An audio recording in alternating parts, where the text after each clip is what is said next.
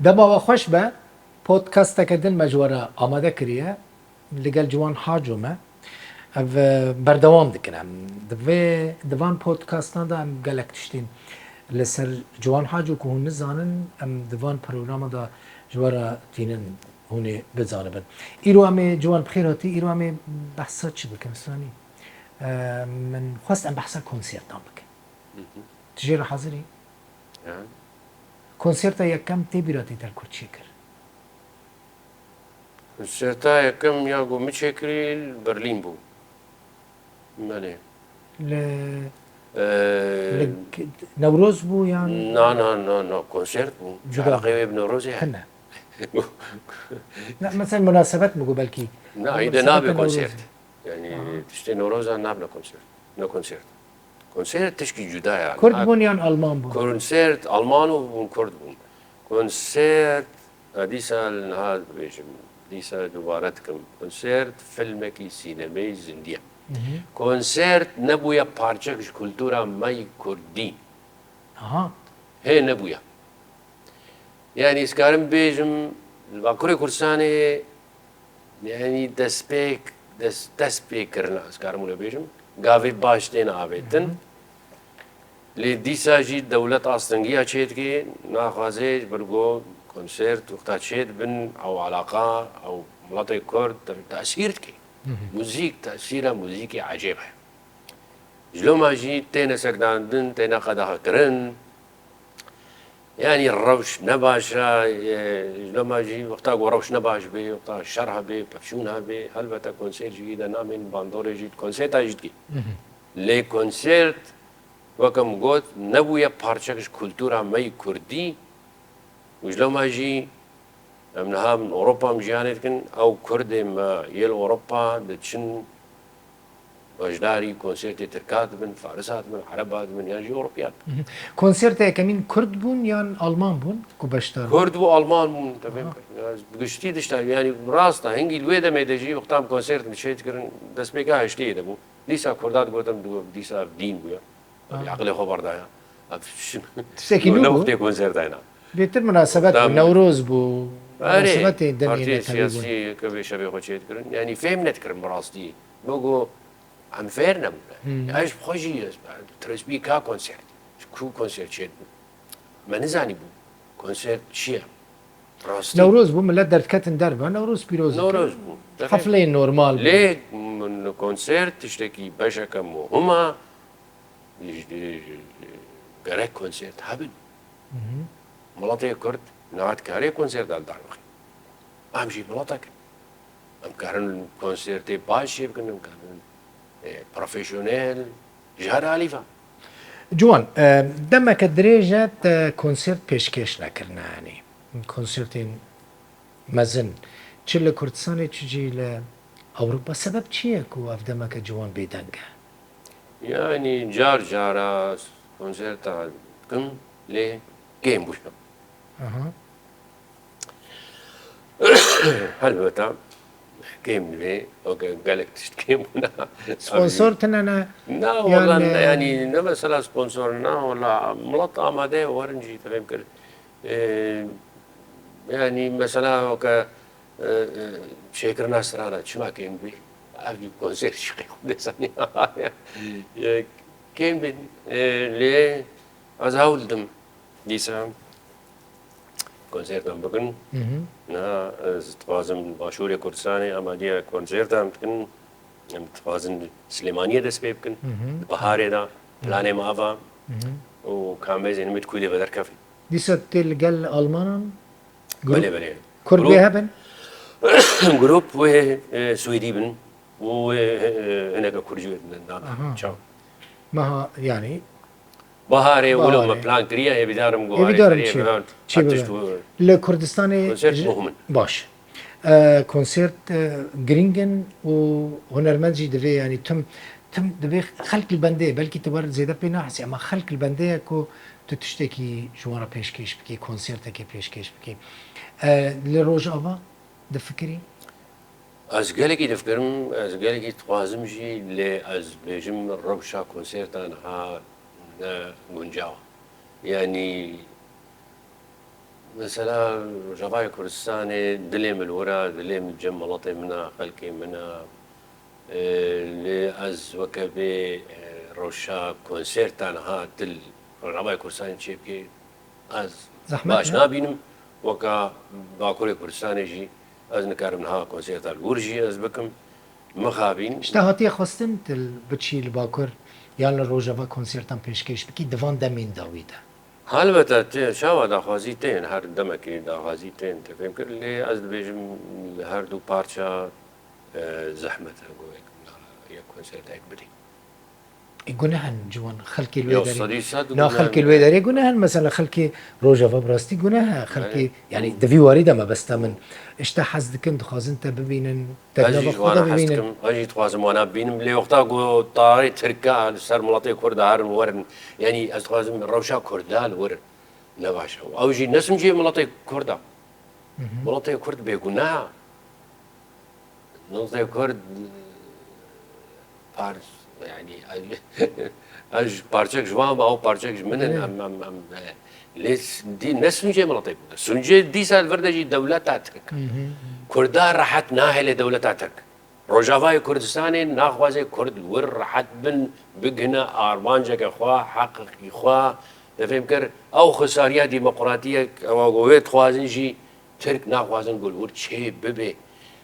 نمثلا ولا فلان كسن بيفان كسن باور كت كيجان بارتيا سياسي بين روجافای کردستان ترك دولتها ترك قبول نكديسا دي ساوي شاروانا ناخوازن وكبي شو كودر في جو كرد الورد بقنا حقيقي تو کمپانین جوان تا شرکتین کردان هنه کو وکا ملتین دن ولاتین دن مثلا تبیتر به اوروپیان را کار کری کو ارگانیزاتورین کنسرتان بن نا نين تنها. نينا يعني بخوديا هفجی پرسکری که کرد برسكريكا مظنة هلبتا برسكريكا قالكي مظنة دفرتا مثلا شيا يعني بارتيين سياسي أما بهناك نحمو هر تشخصنا دسي خولا يعني مثلا موسيقى كردي جي تخص بقنا بندستي خو باندورا خو يا ما ويا قالك سربس برد الموسيقى كردي تو نکتی نكاري وانا يا موسيقى كاري وايا تنخستن بن کنترل خواه نا کاری سیاسی کاری وایا شر کاری وایا برخودان کاری وایا ده چه ناویلیت که لیب که کاری وانا پارتی سیاسی نه لیب دش موزیک بردا دش موزیک وانا بردا ذاتن تبي نبچوك دي نمازن بي بردا بلا سربس بي موزیکا کردی اگو تشکی ولا چی بو روشا موزیکا کردی و گلکی باشتر بی صد و گلکی باشتر بی هر چه پارچه باشتر بی او اروپا جی باشی و ایروجی 3-4 میلیون کرد ایلو اروپا جیانید که راسته ویدارم شرکت کردی پروفیشنل چی بین گو افکار ببی کاری و آرمانجی او گو کنسرتا کردی چه ببی و بلاف بی و بحث کرن ببی پارچک جیانا ما مثلا خلق آمده یا مثلا کنسرت ام بحثا کنسرتین پروفسیونل دکن کرد آمده نه پره کی وها باش بدن بچن لکنسرتان بشتاری کنسرتا ببین هنرمنده کی وقت گذاری بکن هنا از وید بیش متن نبوی پارچکش کلتورم هم سیاسی هم فهمت آلین نها سیاسی می هم بیشن آلین یکی خلقی یکی اوروبی یان جی ترکیان عربیان فارس وقتا می بیشن حقیق کنسرتی مثلا 50 اورو بی جره هیچ نه پروبلم zaten 50 euro şey restoranda ki دكس قلتها بنت زيدي 50 جدا جوان مجاركة تنجي هي كرد مراق دكن هوليا افشار بله كليبا تلقى هوليا افشار بله وتبشتري برنامج هوليا افشار جيبوي لتركي تلفزيون تركي دا دنگ دا مديا تركي سر اخفي تركي سر اخفي بو براستي تشتكي قالك غريب وعجيب التركي بون سبوت يعني بونا هيدلاين جوان حاجه هنرمندي كرد لتركيا بشتري برنامج بويا البرنامج ده جيب كردي اخفي راستا ترجمانك اشترى اني بو اف چاوت شي بو مثلا يعني افشاوة شي بو ايهان ديسا زي مثلا ايهان افشي منجرين مم برايم نهجا بكابي مبرسي تتخوازي بكابي دنبيش كي تركات بوقتي ويهات هنجي بيباجو عشتيه بو دما كرداب ومدقو أمشي قانا حقيقة ما قو دولتها ترك براسي فين أقلي جدية حقيقة ما كرداب بدي ما نزاني وديسا خاباندنا ديسا ملطي كرد خابينن ديسا مخاباندن مخابين حيف لي ملطي كردوية حقيقة بله الفينا في بريدا شو ما كردستانا باكر الور بوم اسطنبول بوم تقرام ناف ملطي خود بوم روجي خوش مبوران صالح خوش مبوران نروجي خوش مصالح خوش مبوران ما براسيهم قابون حقيقة ليه دولة ترك نجدي ناس نجي كردايا هيك نعم بخوازن هذه كارن حلك دولتها ترك بخوازن هانا أفسعتا قوام تيدا بخوازن مثلا كردي حلكن كارنها حلكن بيسو 4 ساعات كارن حلكن لنا خوازن اي هاج برزيقو دماوي هاتيه تب دنگ بيجي كي تركي ناسكري تستانكي بيجي يعني تب كردي تبيجي او جبلا تركي بيجي مقاري والله راستا افكري كي هيا كينينا فلان بيفان نافج مرقوتن وفلان كاس مجي مقو اي هان حوليا شما هنا حوليا راستا شما دوباره إذا وكبي هاجي برصي شماش برجو حليا وراستي إنسانك جايا إنسانك باشا خدمت كريا المسألة هنريدة ودوباره ملسلا حليا كردا اها أفج مرة مهم دقوت از كردم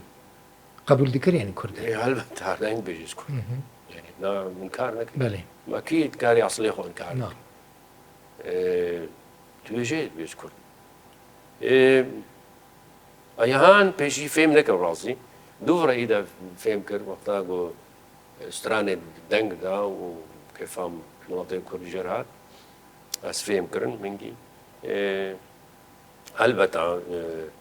استران قلقي هاتا جو هدا كرن فيديو كليبي قلقي بلعبو تو چوی پروگرام ویجی ول وی پروگرام ویجی هفدیت نه من دو برنامه وینا دست باش دار بود و یعنی کاری بیشتر مسیک کار می‌پیر کردن و دوباره مثلا استرانی و ویدیو کلیپ استرانی چی بودی بکر کردان جی قبول کردن افتشتا يعني دلی کردان بو تو ویدیو کلیپ که هولی افشار مشهوره مثلا هم وکل استقوان هم جو وک هنرمند مشهوره پشتر جوان تب پیوندی و چی بون تو پیوندی می با که بچوب پیوندی جارا SMS بون تلفن بون پیوندی دی مثلا دوی پشتر جیدا بواجهاتی اشتی تک چون ویجی گاف پاشتا آوید نه میجی گاف دا پا من کاری ویدا هر مترکی حتی نهاز نچوم بو کدیا سالا ششا هرتش بنگوی افدوکت يعني مخابي اگر اف بيواجوي اشتي بردوام كربا احتمال هبو كو بروجيه كتيادن چل قال هولي افشار يعني جل قال هنرمندك كي تركها البته شاو وي كونسرت هاي كي دارخي قالك جارز دفكريم يعني مالك خل ور ابابكم جي بابو كالا مسألة حاله دفكريم المديادة يعني الاسطنبولي يا شعلقين اسطنبولي يعني جارها الطوري دفكريم ميزخي مديادي شنو لو جارنا واني دفكريم بحرا واني يعني روش خوش بو روشك خوش هبو آراميك هبو هزادي هبو مخابين همو تيكشو هناك دبيجن جوان حاجو جهلية حس كرب ولي أفشار وكا هفالك ساعتان هاي جي حستي وكا هفالك شو سانك باش جوان تبتشي تركي بتش بما يعني تبيجي اشتسل انك ما تركي مثلا ما ويت شبه يعني مثلا آزاديك هل تركي كرد آزاد نهالو بالمخ كرد نسر بس كرد آزاد كرد تينا برشقاندن باش وكوريا كردستاني والتركي جوان افجي روشاتي جو هارتن بلا ديسا او دمي بري جو اك بارتي حكومتي او تكرن تفهم كر بلا او دم فقرن ازي ديسا زي فقر مناف ملطيخ خلقي تفهم كر ازي خدمتها ملطيخ خلقي خدم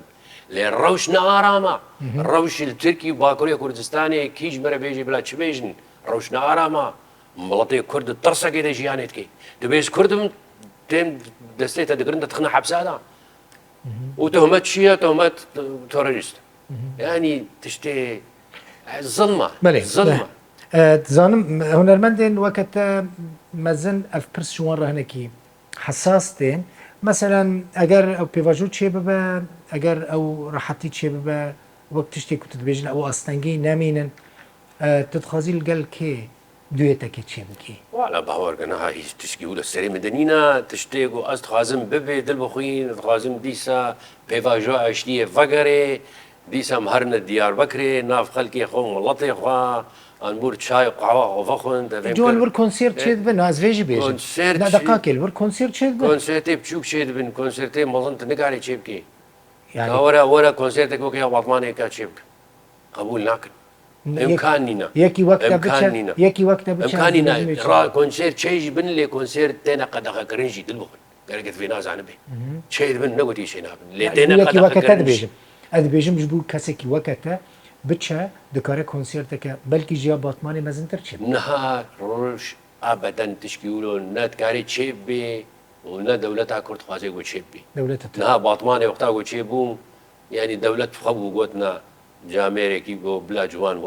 وري كونسيرت بدي تفهمك اجا سيجنالك قولوا وري دان يعني مثلا معناه وي ديسا معناه وي تخوازن قو بيفاجو اشتي دس بكي ديسا تخوازن كردارة بكفنا ديالوجي تسيجنال نها از تخوازن في تخوازن يعني ما بستام من والله ظهر كونسيرت بدم ندم ما بستام او يجي وك هر كردك الفازم افملت ايدت اراميه ده بيجي بناتنا ما خو بيجي كرداتيا خو بيجي بيت طرس بيجي نها تسيجنال في اواي هيك جي آلية كي وجبوتا نها نا تنشتكي نا روش نباشا يعني ورن جيت ناي تنوتشي يعني تبيجي ذي روشة ده نا ذي روشة هذا وكا كنت تدبيني اگر اشترى داخوزك ورجي دعوتيك ورجي تنوتشي كونسرتي بيشكش ناكي اگر اشترى آسانكاري رح تيجي تشي اف وكا بروتوسي كي فردا ناخوازم قو في روشا قو افضل متعدى ايام ملطي كرد ليد بي از هر از كونسيرت على الدار لان معنا ويناغو از بيجم والله ابي كونسيرت شيت كن بلا حمود شيب كن كونسيرتا جكيتي بلا كونسيرتي خوزير دربكي كونسيرت مهم كونسيرت في بن ملطي كرد على قدارك باش نيشان دي غيرك كونسيرت كردي شيبن ام روشام بلكي هناك جدا بي از ايرو ملطي كرد انكارم جبان دورا ملطي كرد دركب ملطي كرد شو بخوازي از خدمتها ملطي بخوادم از بينها ملطي مبخنا خوازي قلت ورما باكل كردستان بله جوان ما بله ما بحثا باشور بحثا روج آوا و باكور كر ما بحثا روجلات نكر تو چوه روجلات كردستاني نخابين تنه چوه از قلقي تخوازم براسي سهرم قلقي تخوازم هاري مهاباد بينم سنب بينم اورميا بينم پارچەکی مهمەش ئاخامەش کوردستانەمە قارەمانی مەلورن سانی هێژال ورن هونەرمەندی هێژان نویسکاری هێژان ڕاستی خزمەتەکە باشکردنەش بۆ چاند و چاندا کوردی و کولتورا کوردی ڕۆژهەڵاتی کوردستانی خزمەتەکە عەجێب بەرچاوکردنە خەونەکە منە بەڕاستی و الورژی زهرم وی پارچه کردستانی شیرین روزی که اسکار ببینم ویدارم لی مخابین روز ورجی نباشه ملت کرد ورجی تی پرچقاندن یعنی ملت کرد تعدل لید به ظلم لید به دولت ایرانه یعنی ابنا راستیه که راستا تشنهانا وکبه سربستا ما بیشن کردستان نابه سربستا زمان کردی إلى حتى راديكي سربستا ليه ملطي كرد نعازادا ويب شيشي ملطي كرجي الورجي تي برشقاندن ظلم وتعدل لي تيكرن ما او كجا كرد مثلا شو بله جوان يعني حتى كو سيستم نه گوهرتن تبيجي تينا چي روج هلاتي كردستاني اگر سيستم نه هات گوهرتن يعني تي هر روج هلاتي كردستاني نبيني بیدارم ببینم لێ گەرەکە ڕۆژ هاانو نامێن یعنی ئەس باوەڕ ناکەم ئەف سیستێما گوهایی ئەف حکوومەتا گوهایی جمهوریا گوهایی گۆ بمێنێ یعنی هەل بە دەوێ ڕۆژێکی ڕوخاندن یعنی مەڵەتێ فارس بخوا قبول ناکەی وڵاتی فارس وڵاتێکی تێگەیشتە وڵاتێکی خوێنێ سەقافن ئینتەلێکتوێن هێنجا گەلێک جارە جامێرە واژی دمسراسیۆنکردن لێ تێنە کوشتن یعنی سەدی هەزارە دەرکەتنە جەعدال تارانێ لێ وادوژن وادوژن نایل ڕێڕۆژێکی وێ بسەرکەون ینی وڵاتی ئیرانێ بگەیشتی و کورد پاشەک جوانە وێ بسەرکەون و ئافرێژیما گوهایی وێ نامێنیدا سەدی سەد هین وەکە بەرێ بەرهەمین تا ینی بەرهەمین تا هەنە سات بێژی ڕۆژانە بە کاری موزیکەرە مژول دەبی مەسەرەن چێتکی هەلبەست شتەراتێن بۆن هەلبەستان دەنرخینی ڕاتکی داتینی ینی ڕۆژانە نەوەوی کاری دایی یا چکارم بێژم ڕۆژانە ناوی کاری دەما دەدی لە ماڵم تۆمبور دەسێ بدە خۆرە دەنویسێنم تێکس جاراتێن جامێرن ژمارە دەشێن وانە تەماشا دکەم ینی هەر سەرێ چەنایفکێ ئەتخوازم سترانکەم نین و چێت بێ ئەم ناخوازم بسێکنێژی وەکە وەنجەکەم نا سەبڕەکەم نێژی لێ هەلبەتا مەسەلا ئەلبۆماژی ئەوشی نەمایە نەهابوویە مەسەلا سینگلە سترانایەک دەرتخی چاوەتێن تار ینی تەمبورەت هەر گەلتە یعنی تە نەئانی بەر مەگوت جوان چت بێژی کو ئەم ینی دەبێ پۆدکاستێدا سترانەکەیش گودەری بکرد گوت جەونە ئەتمۆسفێر نا ئەوە بەلکی مەسەلەن پرۆگرامی دن ئەتمۆسفێر باش ببە بەلکی نزانێ ئاگەتەمە ببێ سرەی چیایەکە کوردستانی ئەم نکارم بێ تەکنیکی هەموو کارمە سەر جیایکی کوردستانی ئەم نکارم جیای کوردستانێکی بینن بێت موزیک ئەتمۆسفێرە موزیک ئەف شەوقا هەی گوتەکانی سەر قەحفێمێ ئەزێ چاوەکارم بشترە بسترێنم و تەمبورێ بدم زەحمەت دەفێم کرد ئەسکارم باخەفم خمە قەیرێنی کمە هەوار بەلکی دەگەویژی بلندە دەنگی تەگەلێکی بلندە ڕاحنەکە و پرسێتەنە هەیەگۆ لە متکی موزیک جەوەکی هاو ئەتمۆسفێرێک هاودا نابێت بلا غەینی من بسترێنج بوو ئاشتیێنە جارە بێ ئەم سەرێ مژارێ باخفە گەلێکی ینی ت غەریبە گەلە کەس مەراق دکەن چما جوان دەبێژێ ئەزنا بەرا غەینی من بسترێن ینی نەئەس هێندن بەراژ بۆ ئاشتیە بسترێن ژ بۆ براتی بسترێن ئەم بەحسەوێژ بکەن جارێکی باسکن تەمام جوان گەلێکی سپاس ئەڤ پۆدکاست لەوێ دەرێ ئەمێ بداوی بینن و ماڵەتە ئاوا کوتە بەرسەوا پرساندا